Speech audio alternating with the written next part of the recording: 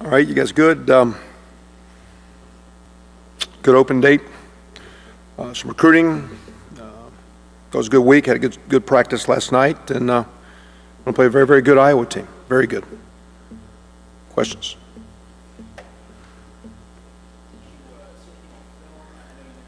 That you were going to go look at some stuff, see if you were predictable, maybe on third down. Is there anything that came of just internal reviews that you? Well, we're not particularly very good. Third and 2, 3, 4, 5.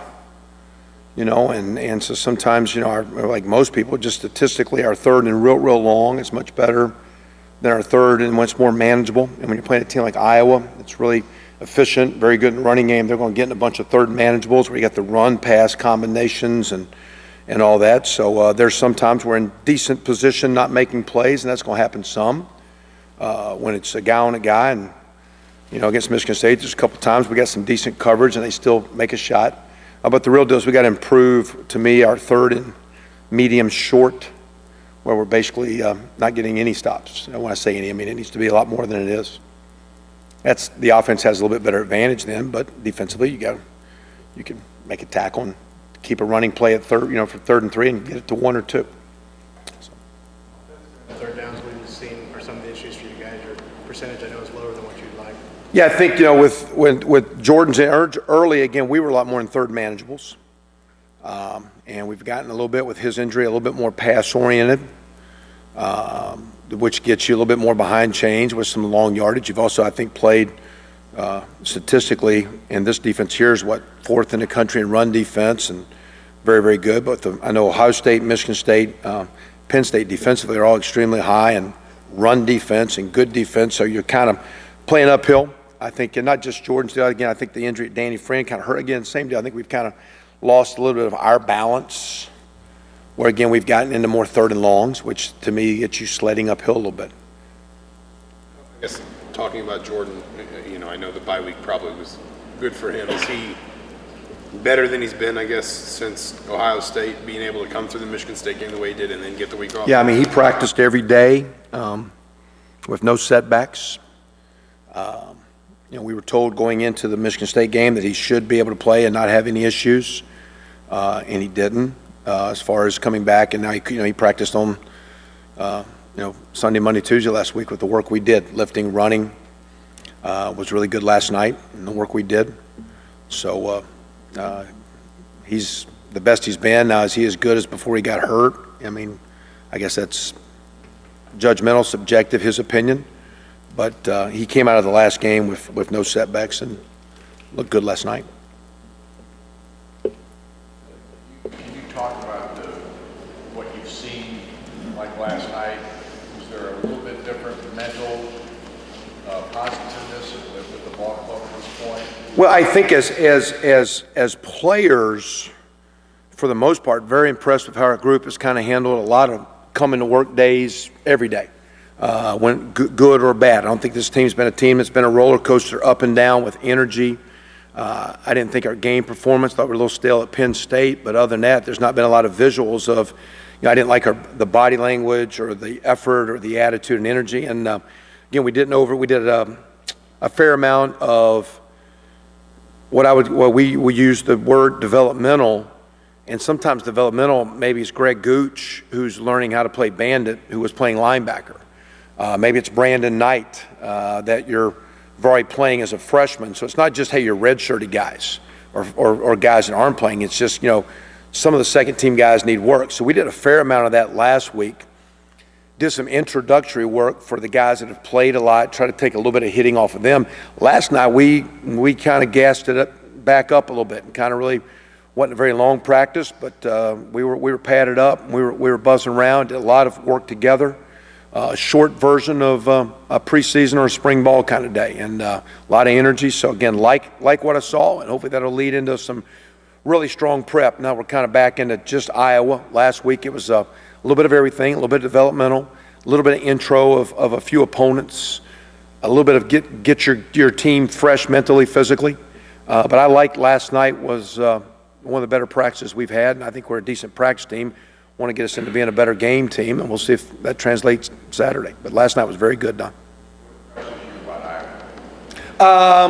To me, And I think our football guys will tell you just how consistent they play, and as a group, offense, defense, kicking, put it all together. I mean, last game, there's an example of it's a 14-0 game, and right before half, they sky punt, coffin corner to the 3, play 3 straight plays of shutdown D, get a block punt that's deflected out to the 19, and they score in 3 plays later. And so it's about an 8-10 play run of all phases from sky kick into defense into punt return into that. Maryland scores to make it 21-7, and they recover an onside kick. Iowa does, where you just see, that's the 3rd phase in that game of a kicking unit. It's 24-7, and Maryland's down ready to score, and there's an 80-yard interception return, 80-something yard on a wide receiver screen. So you just see them contributing all phases, playing really good run defense, running the ball very, very well. Quarterback's playing at a high level, got a lot of nice weapons. Like the way their offensive line and tight ends block and complement. Defensively, playing really good run defense, giving up, 65, 70 yards a game, 4th in the country. Defensive back leads the country in pick returns. It's a team that's playing really, really good and well coached as they always are. Now, you mentioned some younger players, a few weeks ago, maybe, hitting a wall stamina-wise. With this bye week, are you seeing some of those guys maybe more fresh to close out the season? Well, again, last week, if you had played a lot, there was not a bunch of hitting now. We cranked it back up last night with a fair amount. And what contact or work we did had hitting were guys that had not played a lot. So let's just take a little bit off your shoulders, off your neck of just some of the stuff. So we did some lifting. We did several things we do and some stretch and rehab recovery stuff. So we'll see how they feel. But you're going to play, again, 2 very strong run-oriented teams with play-action pass, and then 2 road games. So Big Ten football in the month of November is physical football. So we'll see if we got the toughness and the mental maturity to play tougher down the stretch. So hopefully, but we'll see. What's TJ Simmons doing with his ankle? Look good. Just talk to me. Say it looked okay. You ever ask a question? It's not medical. I mean, there's a lot. So he's okay. Rashard Fant, I guess you've talked about him, I guess is almost a progression for him, needing to get bigger and stronger, maybe adapt to the size and the speed of the game. I guess where's the next sort of benchmark for him? I know he's been good and he's come up against a lot of number 1s. I think on all of those guys, and the question was asked just where are you some of those guys, because to me he's still a young guy. It's the first time he's played this much football. So in the football world, he's still a young guy physically. You tell a kid, to me, you need to get stronger. And one of the reasons why I don't dislike playing freshmen is when you get out there and realize you're not strong enough, it's easier to motivate them to lift in the winter because now they feel that. It's one thing to say that, but they're like, I'm fast, I can run, I can jump, I can catch a ball, defend a ball, I can run block or whatever. But when you play Tuesday, Wednesday preparation into Saturday games we've already played 3 months. We started 1st of August, and so we're sitting here now 3 months in. You got 4 weeks of preseason. You've got 8 games. You've played 12 weeks of football. Your body wears down. So to me, Rashard's progression is just physical strength and him getting bigger and to make more competitive one-on-one 50-50 plays. And when you're playing the Big Ten, you're playing some very big, strong receivers. His coverage skills are good, but the ability to get guys on the ground, make some one-on-one tackles better, and just really be more consistent, breaking up some competitive plays. There's some length and strength that you need to do that. How's Griffin Oaks doing after Michigan State? Has he kind of recovered from that performance, or is this an open competition with the Grosso? Well, there's always competition, but to me, again, he still leads the conference in field goal kicking, so he's human. He missed one, and whatever those PATs.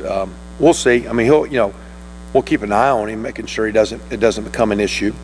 Right now, I mean, he's a good kicker that didn't have a good game, but he's got a lot of time being a really good kicker, and so does Aaron.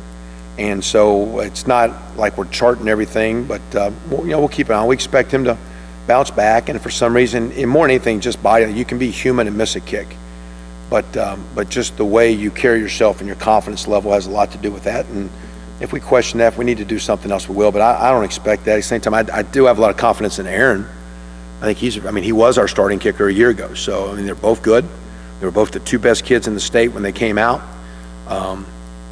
Aaron started.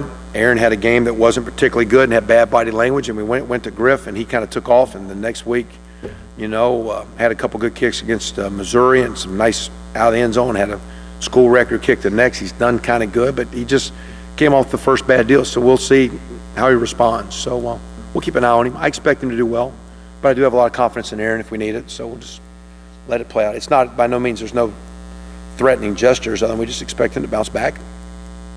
Have the right body language, make the kicks he can. If he misses one, move on and make the next one. It's coming up. You guys, is there anything that you're planning to do to honor veterans? Is there anything with Veterans Day coming? Yeah, I don't know. The school, we always kind of do something. We do have, I think tomorrow Jeff's going to provide an opportunity for you guys to visit one of our players, Halford. Is a Marine, 26-year-old walk-on that's joined us. He's actually we were going to have him here today, but he's actually at the VA today getting his ears checked, I think, or something. So, and he's kind of, he's had 4 years. He's still kind of on active call. James is from Mundelein up in Chicagoland. Was a late walk-on, and he's a linebacker type guy that our defense has used as a fullback. So that'd be someone tomorrow that we're going to talk a little bit. Like we wear that pink deal, and everybody thinks it's that the color's cool or something. We make a big deal about the people that go through the ordeal with breast cancer and things, what a team commitment it is to overcome health issues and how much you got to fight. And it'd be the same deal if we're going to represent and do something to honor the military. Well, those guys fight on a constant battle and put their lives at risk to give us the chance to live these comfortable lives we live that we take for granted. So we kind of make a big deal if we're going to represent something. It's not a cool sticker or a t-shirt or a slogan, but that your play needs, if you're going to represent someone, you need to play in a way that those people you're representing would be proud of you. And so I think we'll have James visit with you guys at the end of yesterday. He's a first-year guy. Matter of fact, I asked him last week would he want to do something. I think he was a little embarrassed. Well, I just got here and I'm not playing yet, and I don't deserve no, this is a little bit more. It's not about you. It's really about our team getting ready for Iowa. But if we are going to represent our military and our vets, we got a guy that's a 4-year serviceman on our team. I'd like to throw him out and just be respectful of what he sacrificed and given to us and to our country. So that's a little internal thing we'll do. And I know the school will do some other things. Mr. Glass will, as we get into some game day prep and whatnot. The Iowa's former quarterback in a couple of weeks, but what has Beathard done for them? How has he? Hadn't lost. He's 9-0. Football family. His grandfather was the old Redskins GM, I believe, Bobby Beathard, right?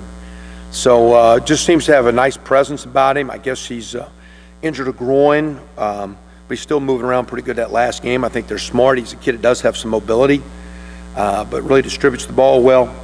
I think they got a lot of nice pieces on offense. A couple tight end guys. One of them was a kid his dad coached at Oklahoma when I was down there. I know him real well. But the way they use the tight end group, they're very talented at receiver. Several running backs. They've had multiple guys over 100 yards, a couple guys at 200. That goes back to the O-line, which is Coach Kirk and his son Brian and the job they do, especially Brian. I think he does a heck of a job with the line. So he's just kind of back there managing. I don't know if it's a great group, but you put them all together and they're better together than they are independently, because that line can block and those tight ends complement, and here comes those hard running backs, and they get one-on-ones, and that quarterback gets them in good plays. So it's you don't win all these games the way they're winning. They're scoring points. Like I say, they've done a nice job, and I've always had a lot of respect for their program and the job that they've done there, and this is a good football team. Dimitrik, and he said that he's felt like at times teams have almost kind of targeted him, knowing that Jason is so established on the other side of the line. Is that accurate in your mind? And have you seen him? I think you've talked about this, but have you seen him step up to that challenge a little bit? Well, and good question. I don't know if they target him as much as you're going to see. You can always flip-flop your ends and play a matchup. Some guys are just, that's the side they play on sometimes, with whether it be an upper-level guy like Joey Bosa and Shalik Calhoun. I think he's played. He's really played for 3 years. He started playing 2 years ago with some of the injuries to Ralston Evans. So as Ralston has had some injuries, Dimitrik's had a chance to play, and as he's played, he's matured. And now that he's played this year, like say, he and Dan Feeney were awesome last night. They were flying around. They were kind of feeding off each other. It was kind of great to see. It was a good little vibe. So I just, I don't know if Dimitri's, I'd say overly, whelmingly talented as an O-lineman, but he's very, very big, very long. He's matured in strength level, and then with that, his confidence. I think he feels good about himself, and he plays good. So I mean, he's a solid player for us right now, and we'll need him to play well these 4 games. You were praising him a while back. You said he was a bit of a dude. Is that just because he's from Texas, or? No, I don't know if he's a dude. He's a guy. He's all right. He's good. He's playing well. I mean, he's maturing. It's just, you just want kids to come in. He's, and bottom line, if you'd ask him, matter of fact, I pointed him out and I should have pointed like Jake Reed and him out. And I said, tell me how your role was 2 years ago or 3 years ago. Did you really like it? Did you like the way things are going? No. And I go, but as you just, as a lot of guys will give up or walk out or quit trying, you guys just kept coming to work. You kept a good attitude. And how's your role now? How much do you like it now? How much fun is it now? Because all they've done is, quote, matured. And they just stayed on task and stay with it. They kept bringing it every day. And that being said, they've just slowly but surely matured. And it's good to see. I was wondering, some of the way some of the games ended, the Michigan State with the punt, Notre Dame almost had a thing with a long pass. When you approach end of game, 4th down, 10 seconds left, you have a lead. I mean, do you have a certain philosophy on that? Do you punt? Do you throw a long pass? Do you just run around? How do you approach that? Well, if you win the game, whatever you did was right. And if you lose, it was a bad call. So I mean, you can skin that cat. We went years ago to Oklahoma Day in practice with Bradford's playing like, hey, let's sprint out to the right and throw a Hail Mary pass and see how long it can take. In practice, Coach said, okay, that sounds like a great idea. Well, Sam ran out and he went to throw it. And when he went to throw it, the ball slipped out of his hand. It was a fumble. It was practice. He's like, don't do that.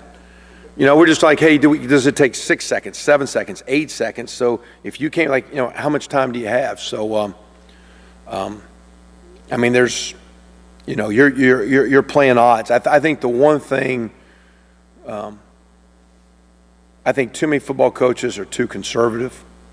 I think they count. I kind of like the thought process of Tiger Woods years ago, and he said, well, he always expected his opponent to make the putt. There's another golf analogy for you. I'll just go ahead and tweak that out real quick. All right, Wilson golfs one more time. But he expected the guy to make versus I hope he misses. Like I'm lining mine up, so he's going to make his. So I know right now, okay, it's right edge, and here we go. I got to make my putt. And I think sometimes, I thought working with Coach Stoops, who had a feel from Coach Spurrier, like the one thing I didn't like at the Rutgers game was, well, on 3rd and 1 we didn't get. I probably should have went for it on 4th down because they had all the momentum. With no punt and play defense. They had all the momentum. Where mathematically you say, hey, odds are, well, if you really look at mathematical stats, and I'm not huge on looking at them, but mathematical stats say we punt too much. And odds of getting conversions, and really what you need is conversions that get the points. And like I said, I thought early, go back to that Western Kentucky game. Remember the Western Kentucky game where we went for it at the end, and we were up by 10.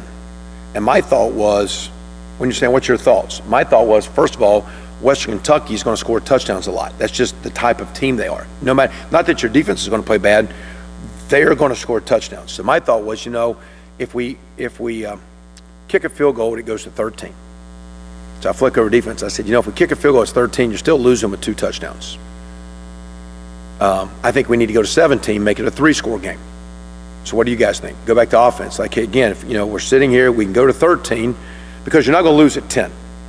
A touchdown field goal, you got overtime. So the only way you're going to lose, in other words, if we make it a 13-point game, we assure them of being in 4-down territory their last 2 drives. So they're going for it on every 4th down because they're not kicking a field goal. That's all that happened by kicking the field goal. And so, in my mind, I go through that. I'm completely convinced, there's no doubt, that is the mathematical right decision to do. And we didn't get the play, but that was the right decision to do. Well, then, a couple weeks later, I think everybody's making a big deal about the Tennessee-Florida game, or whichever game it was. Or Tennessee was up by 13 or something. One of those games, they were up. I can't remember. What They kicked the extra point instead of going. Yeah, and everybody made a big deal about that one. And I started thinking, let's go. And I went back to my game where we were up by 10, said, hey, if we would have went to 13, I'm thinking we got to go to 17. Well, if I'm at 13 and they can score 2 touchdowns to get me to 14, and now they got a 1-point lead, if there's 30 seconds a game, Griffin Oaks can get in field goal range pretty easy because I've seen him kick 60-yarders. So even though I thought, hey, I ensured, but what if they did score their 2 touchdowns? And I needed to come from behind. Well, it's a lot easier to get 3 points than 7 points with 30 seconds. You know what I'm saying? You can get a return out to the 30, 35 maybe. You can throw a couple quick passes if you had timeouts, whatever. I mean, so even in my mind, I'm like, I need to get to 17 so if they don't score touchdowns. I didn't take into consideration how good my field goal kicker was. And I thought about that the next week. Like, wait a minute now, let's go back and play that one more time. Even though I make them score 2 touchdowns because of the leg of Griffin Oaks, mathematically with 30 seconds to go, I'd rather get him instead of now I got to chunk a touchdown. Because if I'm at 10 points and they score 2 touchdowns, I got to chunk a touchdown with 30 seconds. I don't know how much time's left. If you go through playing that deal out. So I go back to last week or 2 weeks ago, Rutgers, 3 weeks ago now. I thought at 4th down and 3, because they had scored so many points, probably should have went for that one there. Even though it was on the 30-yard line short field, they had so much momentum. I don't know if it really mattered because they had all the mojo. And so, again, a thing from working with Coach Stoops, a thing from being around Coach Spurrier is you don't follow a piece of paper, you get a feel for the flow of the game. And there's some times where when you say, what are you doing? To me, it's the flow of the game. If I'm punting it, it's going to be a one-step punt. We practiced that last night. Hey, catch it one step, get it off. Boom, got to catch and get it out. So do you punt it, whatever? But we just showed the team the Miami-Duke game, the Georgia Tech, Florida State game, and the Michigan State game. Again, keep playing. So. The trick-or-treat and Halloween, what did the players think about that? Did you guys do anything special with them? We typically, because trick-or-treating can be on a weeknight when coaches sometimes are working. So we just started bringing the kids to the office, have dinner with them. And because we're a morning practice team, you didn't see the players last night because we had practice. We invited the families to catch about 15 minutes of practice, and half of them had decorated themselves up in their appropriate attire. We were able to give them a meal and with their dads and all that. And then because even though it was open, like for example, I left Tuesday recruiting and was gone, and most of those guys were gone. So even though it was off week, those guys have been working. So it's nice to get a little dad time. I thought that was pretty cool. It was good. Nothing with the players. What else? Announcement about the Michigan you gave this morning. What announcement's that? The broadcast info being 12 or 3:30 kickoff. There'll be 5 out of 6 Big Ten games for this program that will have been on ABC or ESPN. 4 of those 6 in the 3:30 slot. So I was just wondering, what kind of impact has that had? That sort of national exposure. Well, we were out recruiting last week, and when you say impact now, it was kind of exciting going out recruiting because there was a good buzz and vibe with coaches. See people in the hallways, people in the, matter of fact, I was getting my shoes signed in Columbus, Ohio, and the guy says, man, that second team quarterback scared me to death. He didn't know who I was. I just had my little logo on. I go, really? He says, yeah. He said, first game, but man, that second team kid, he got heart, man. I was all worried. I just kind of played along with him a little bit there, and because unfortunately it was raining so much, my shoes got all gunked up, so I was actually getting the shoe shine. But it was a good vibe, and there's a good vibe in our recruiting efforts. I think right now, if you look at our recruiting, we're kind of where we've been the last couple of years right now, as far as who we got, where we're at, how we do it. We just kind of keep battling, and we kind of keep going. We're going to identify the right kind of guys. We're going to validate the guys that are, their grades are good. There's a new grade issue this year where you're going up to a 2.3 with your guys, and so there'll be some mid-semester academic verifications. Are all your students doing well? There'll be a lot of kids. We've not done a lot of early visit recruiting.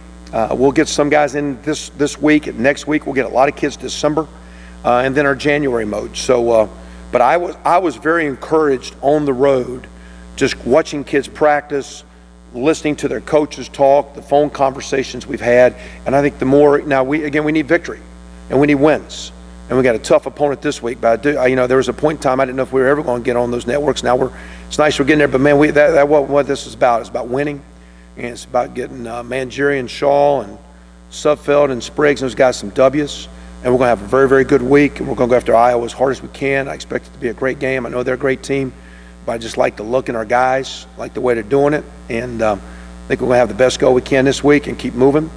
And then, like I say, I'm very encouraged with what I hear when we're dealing with recruits. It's still a battle, and just because they committed don't mean you got them. You're going to get them or get them. There's a lot of water to go over the dam, but I think that exposure's helped a bunch. It says a lot for the way those kids have played. We need to get W's though. I can guarantee you that. You guys good? Thanks for coming.